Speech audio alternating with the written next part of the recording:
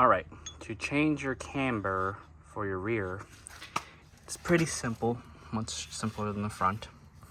It's 1, 2, 3 bolts. They are all 14 millimeter. I'll zip them all out. Should look like this when you have it out. This bolt goes in like this. Remember the orientation, front to back. Okay.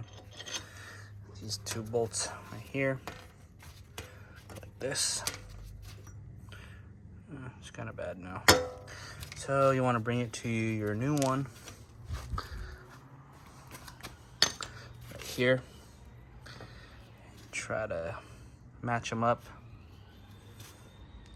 Make the travel longer to basically match this one so it's not too far off before you bring it to the alignment shop. And how you do that is basically you're going to turn the middle portion here, loosen these 2 so then you can adjust it. Okay, there you go. I got it pretty close. Once you got that tightened, put these or cinch them down to the middle part. All right, install the back end. 1 bolt front to back, 2 bolts. They're all 14. And the easiest way to get these nuts to come back in the middle is to tighten it first, and then you can use your crescent wrench and then basically just loosen it and then just basically bring it all the way to the middle so it doesn't move when you're driving.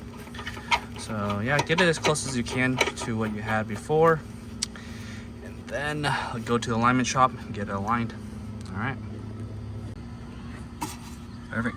And that's how it should look with these bolts all the way to the middle. So it shouldn't move. You can't turn it by hand. Make sure you tighten these up to foot-pounds. All right. All right, that's it. Do the same thing for the other side and you're good to go.